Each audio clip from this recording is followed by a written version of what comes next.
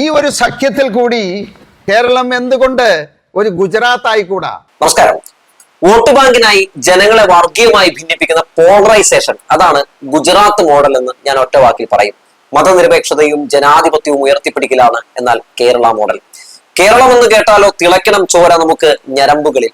ഇതൊക്കെ ചാണകം ചവിട്ടിയവനോട് പറഞ്ഞിട്ട് എന്ത് കാര്യം, അല്ലെ? കേരള മോഡൽ, ഗുജറാത്ത് മോഡൽ, ഈ രണ്ട് മോഡലും ഒന്ന് നമുക്ക് താരതമ്യം ചെയ്ത് നോക്കിയാലോ. കേരള സർക്കാർ എന്തൊക്കെയാണ്, കേരള മോഡൽ എന്തൊക്കെയാണ് കാണാൻ സാധിക്കുന്നത്? സാമൂഹിക ക്ഷേമത്തിനാണ് ഈ സർക്കാർ, അതായത് പിണറായി വിജയന്റെ സർക്കാർ മുൻഗണന നൽകുന്നത്. വിദ്യാഭ്യാസം, ആരോഗ്യം, ഭവന പദ്ധതികൾ, പെൻഷൻ തുടങ്ങിയ ജനക്ഷേമ പ്രവർത്തനങ്ങളിൽ ഇടതുപക്ഷ ജനാധിപത്യ മുന്നണി സർക്കാർ വലിയ തുക ചിലവഴിക്കുന്നതായിട്ട് നമുക്ക് ഈ കഴിഞ്ഞ 10 വർഷത്തിൽ കാണാൻ സാധിച്ചു.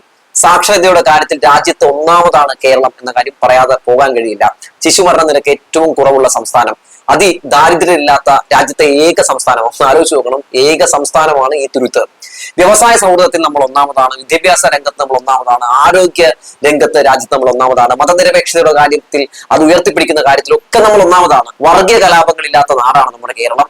മനുഷ്യരെ മനുഷ്യരായി കാണുന്ന ഒരു തുരുത്താണ് നമ്മുടെ കേരളം. ചുരുക്കി പറഞ്ഞാൽ ആരും കൊതിക്കുന്ന ദൈവത്തിന്റെ സ്വന്തം നാടാണ് പിണറായി വിജയൻ ഭരിക്കുന്ന കേരളം എന്ന് നമുക്ക് പറയാം. ഇനി സംഘപരിവാർ നേതാവ് സാബു പറഞ്ഞ ഗുജറാത്ത് മോഡലും നമുക്ക് നോക്കിയാലോ.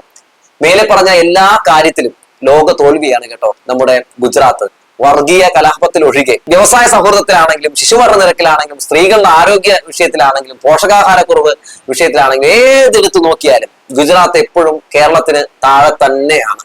ഗുജറാത്തിൽ സമ്പന്നർക്ക് വേണ്ടിയുള്ള ഭരണമാണ്. അദാനി, അംബാനി തുടങ്ങിയ വൻകിട കോർപ്പറേറ്റുകൾക്കും ഭൂമിയും ആനുകൂല്യങ്ങളും ഒക്കെ നൽകി സാധാരണക്കാരെയും കർഷകരെയും ഒക്കെ അവഗണിച്ചുകൊണ്ടുള്ള ഒരു ഭരണമാണ് നടക്കുന്നതെന്ന് ഞാൻ പറയേണ്ട കാര്യമൊന്നുമില്ല. അതായത് കോർപ്പറേറ്റുകളുടെ സ്വർഗ ഭൂമിയാണ് ഗുജറാത്ത്. അതുകൊണ്ട് സാബുവിന് ഇത്തിരി കമ്പം കൂടും ഗുജറാത്തിനോട്. ഇനി ചില വികസനങ്ങളെ പറ്റിയൊക്കെ പറയാതിരിക്കാൻ കഴിയില്ല കേട്ടോ. 2022 മോർബിയിലെ തൂക്കുപാലം തകർന്ന് 100-ലധികം പേർ മരിച്ച വാർത്ത നിങ്ങൾ കേട്ടിട്ടില്ലേ? എന്താ കാരണം? 2 കോടി അനുവദിച്ചിട്ട് 12 ലക്ഷം രൂപ മാത്രം ഉപയോഗിച്ച് പാലത്തിന്റെ അറ്റകുറ്റപ്പണികൾ നടത്തി. പറ്റിയാണെങ്കിൽ ചോറും മറ്റും തുപ്പലൊക്കെ വെച്ച് ഒട്ടിക്കാൻ വേണ്ടി ശ്രമം നടത്തിയാണ്. 100ഓളം പേരുടെ ജീവൻ സ്വാഹ.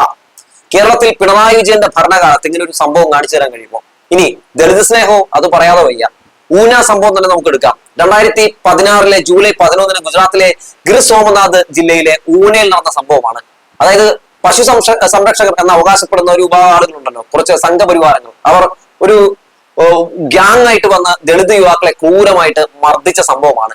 ചത്ത പശുവിന്റെ തോലുരിഞ്ഞു എന്ന് ആരോപിച്ച്, ഒന്ന് ആലോചിച്ചു, ചത്ത പശുവിന്റെ തോലുരിഞ്ഞു എന്ന് ആരോപിച്ചുകൊണ്ട് മോട്ടോർ സമിതിയാല ഗ്രാമത്തിലെ ഒരു വസം സർവയ്യ എന്ന് പറയുന്ന ആൾ ഉൾപ്പെടെ 4 പേരെ ഈ സംഘപരിവാർ സംഘം പരസ്യമായിട്ട് അങ്ങ് തല്ലിച്ചതച്ച് കെട്ടിയിട്ട് വാഹനത്തിൽ വലിച്ചെടുക്കുകയാണ്. ഇങ്ങനൊരു സംഭവം കേരളത്തിൽ കാണാൻ കഴിയുമോ? ഇനി കേസന്വേഷണത്തിന്റെ കാര്യത്തിലാണെങ്കിലും അതും പറയാതെ വയ്യ. ഗുജറാത്തിലെ വിവാദമായ 2 ഏറ്റുമുട്ടൽ കൊലപാതകം തന്നെ നമുക്കൊന്ന് എടുക്കാം. ഇസ്രത്ത് ജഹാൻ, അതുപോലെ തന്നെ സൊഹ്റാബുദ്ദീൻ ഷെയ്ഖ് കേസുകൾ. ഇതിൽ ഇസ്രത്ത് ജഹാൻ കേസ് ആദ്യം നമുക്ക് നോക്കാം. 2004 ജൂലൈ 15 അഹമ്മദാബാദിന് സമീപം വെച്ച് 19 വയസ്സ് മാത്രമുള്ള ഇസ്രത്ത് ജഹാനെയും മലയാളിയായ സുഹൃത്ത് ജാവേദ് ഷെയ്ഖ് അടക്കമുള്ള ഒരു കുറച്ച് ആളുകളെയും വ്യാജ ഏറ്റുമുട്ടലിൽ ഗുജറാത്ത് പോലീസ് കൊലപ്പെടുത്തുകയാണ്. അന്നത്തെ മുഖ്യമന്ത്രിയായിരുന്ന നരേന്ദ്രമോദിയെ വധിക്കാൻ എത്തിയ ലഷ്കർ ഇ തോയിബ ഭീകരരാണിവർ എന്നതായിരുന്നു പോലീസിന്റെ അന്നത്തെ അവകാശവാദം. പിന്നീട് CBI-യും പ്രത്യേക അന്വേഷണ സംഘവും ഒക്കെ ഇതൊരു വ്യാജ ഏറ്റുമുട്ടലാണെന്ന് കണ്ടെത്തി. കൊല്ലപ്പെടുന്നതിന് മുമ്പ് ഇവർ പോലീസ് കസ്റ്റഡിയിലായിരുന്നുവെന്ന് തെളിവുകൾ പുറത്തു വന്നു.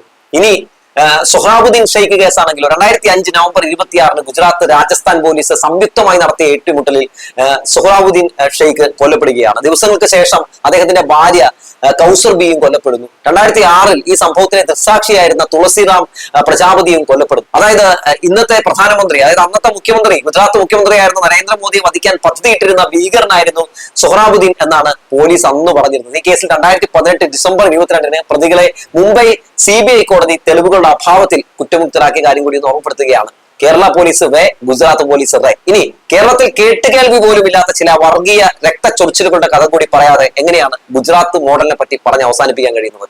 ഇന്ത്യയുടെ ചരിത്രത്തിലെ ഏറ്റവും അതിദാരുണമായ വർഗീയ സംഘർഷങ്ങളിൽ ഒന്നാണ് 2002 ഗുജറാത്ത് കലാപം.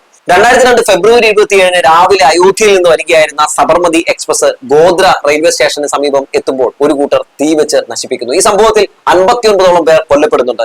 ഒരു വർഗീയ ലഹള ഉണ്ടാക്കുക എന്ന ലക്ഷ്യം വെച്ച് തന്നെയാകാം അവിടെ അങ്ങനെ ആ ട്രെയിന് തീയിട്ടത്. ഇവിടെ നിന്നാണ് സംഘപരിവാർ വർഗീയതയുടെ തീവ്രത ജനം ഭീതിയോടെ നോക്കിക്കണ്ടത്. ഗോദ്ര സംഭവത്തിന് പിന്നാലെ ഫെബ്രുവരി 28 മുതൽ ഗുജറാത്തിലുടനീളം വ്യാപക വർഗീയ ആക്രമണങ്ങൾ പുറപ്പെട്ടു. ഇതിന്റെ ഭാഗമായി നടന്ന ഗുൽബർഗ് സൊസൈറ്റി കൂട്ടക്കൊലയിൽ മുൻ MP ഇഹ്സാൻ ജാഫർ ഉൾപ്പെടെ 69 പേർ ഇവിടെ കൊല്ലപ്പെടുന്ന കാഴ്ച കണ്ടു. ഇതിലും ഞെട്ടിച്ചത് നരോദ പാട്ടിയ കൂട്ടക്കൊലയായിരുന്നു. അഹമ്മദാബാദിലെ നരോദ പാർട്ടിയിൽ 97 പേരാണ് കൊല്ലപ്പെട്ടത്. ഇതാണ് കലാപത്തിലെ ഏറ്റവും വലിയ കൂട്ടക്കൊലയായി കണക്കാക്കപ്പെടുന്നത്. 2 സംഭവങ്ങളിലായി ഔദ്യോഗിക കണക്കുകൾ പ്രകാരം 1044 പേർ കൊല്ലപ്പെട്ടു എന്നാണ് പറയുന്നത്. ഇതിൽ 795 പേരും മുസ്ലിമുകളായിരുന്നു എന്ന് പിന്നീട് വന്ന പല റിപ്പോർട്ടുകളിലും കാണാനിടയായി. ഈ കലാപങ്ങളൊക്കെ നടക്കുമ്പോൾ അന്നത്തെ ഗുജറാത്ത് മുഖ്യമന്ത്രി നരേന്ദ്രമോദി ആയിരുന്നു എന്ന കാര്യം കൂടി പറഞ്ഞു വെക്കുകയാണ്. 2002 ഗുജറാത്ത് കലാപത്തിനിടയിൽ നടന്ന ഏറ്റവും ക്രൂരമായ മനുഷ്യാവകാശ ലംഘനങ്ങളിൽ ഒന്നാണ് ബിൽക്കിസ് ബാനു കേസ് എന്ന് പറയാതെ വയ്യ. നീതിക്കായുള്ള ഒരു സ്ത്രീയുടെ ദീർഘകാല പോരാട്ടത്തിന്റെ ചരിത്രം കൂടിയാണിത്. 2002 ഗുജറാത്ത് കലാപകാലത്ത് ബിൽക്കിസ് ബാനു എന്ന 21 വയസ്സുള്ള ഗർഭിണിയെ ബലാത്സംഗം ചെയ്തൊരു കേസാണിത്. അവരുടെ കുടുംബത്തിലെ 14 പേരെ കൊലപ്പെടുത്തിയ കേസാണിത്. അതിക്രൂരമായ ഒരു സംഭവമാണ് ബിൽക്കിസ് ബാനുവിനെ നേരിടേണ്ടി വന്നത്. ഗുജറാത്തിലെ ദാഹോദ് ജില്ലയിൽ വെച്ചാണ് ബിൽക്കിസ് ബാനുവും കുടുംബവും ചില സംഘ പരിവാർ തീവ്രവാദികളുടെ ആക്രമണത്തിന് ഇരയാകുന്നത്. ബിൽക്കിസ് ബാനു ബലാത്സംഗത്തിന് ഇരയാകുന്നു. ഇവരുടെ 3 വയസ്സുള്ള മകൾ ഉൾപ്പെടെയുള്ളവരെ അക്രമി സംഘം അതിദാരുണമായി കൊലപ്പെടുത്തുന്നുണ്ട്. ഈ കേസിൽ 14 വർഷത്തെ തടവ് പൂർത്തിയാക്കിയെന്ന് ചൂണ്ടിക്കാട്ടി ഗുജറാത്ത് സർക്കാർ 1992 ശിക്ഷാ ഇളവ് നിയമപ്രകാരം 2022 ഓഗസ്റ്റ് 15 11 പ്രതികളെയും ജയിലിൽ നിന്ന് വിട്ടയക്കുകയാണ്. പ്രതികളെ വിട്ടയച്ച നടപടി സുപ്രീം കോടതി റദ്ദാക്കുന്നുണ്ട്. വിചാരണ നടന്നത് മഹാരാഷ്ട്രയിലായതിനാൽ ശിക്ഷയിൽ ഇളവ് നൽകാൻ ഗുജറാത്ത് സർക്കാരിന് അധികാരമില്ലെന്ന് കോടതി ആ കേസിൽ വ്യക്തമാക്കി. 2024 ജനുവരിയിലെ വിധി അനുസരിച്ച് പ്രതികളെയെല്ലാം തിരികെ ജയിലിലെത്തിച്ചു. ഗുജറാത്ത് സർക്കാർ സമർപ്പിച്ച പുനഃപരിശോധനാ ഹർജികൾ 2024 സെപ്റ്റംബറിൽ സുപ്രീം കോടതി തള്ളുകയും ചെയ്ത കാര്യം കൂടി ഒന്ന് ഓർമ്മപ്പെടുത്തുകയാണ്. ഇത് ഗുജറാത്തിലെ ചില കഥകൾ മാത്രമാണ്. ഗ്രഹാം സ്റ്റെയിനെയും 10-6 വയസ്സുള്ള മക്കളെയും വണ്ടിയിലിട്ട് ചുട്ടുകൊന്ന സംഘപരിവാർ നേതാവിന്റെ കഥയും ബീഫ് കഴിച്ചതിന് അങ്ങ് UP സംഘപരിവാരങ്ങൾ അടിച്ചുകൊന്ന മുസ്ലിം യുവാവിന്റെ കഥയും ഇവിടെ പറയുന്നില്ല. രാജ്യത്തുടനീളം വൈദികരും കന്യാസ്ത്രീകളും ക്രൈസ്തവ ആരാധനാലയങ്ങളും സംഘപരിവാരങ്ങളാൽ തകർക്കപ്പെടുമ്പോഴും ആക്രമിക്കപ്പെടുമ്പോഴും മുസ്ലിം ന്യൂനപക്ഷങ്ങൾക്കെതിരെ ബുൾഡോസർ രാജ് നടത്തുമ്പോഴും ഒന്നും മിണ്ടാത്ത NDA മുന്നണിയിലേക്കാണ് സാബു M. ജേക്കബിന്റെ 2020 പോയത്. BJP സംഘപരിവാർ കോട്ടയിലേക്കാണ് 2020 പോയത്. അതുകൊണ്ട് വലിയ ബിൽഡപ്പ് ഒന്നും വേണ്ട സാബു, ഞാൻ സംഘിയായി ദത്രം പറഞ്ഞാൽ മതി കേട്ടോ സാബുജി. RSSന്റെ ഏത് വിചാരധാര ഞങ്ങളൊക്കെ വായിച്ചിട്ടുണ്ട്. അത് പറഞ്ഞു വെച്ചുകൊണ്ട് നിർത്തുകയാണ്.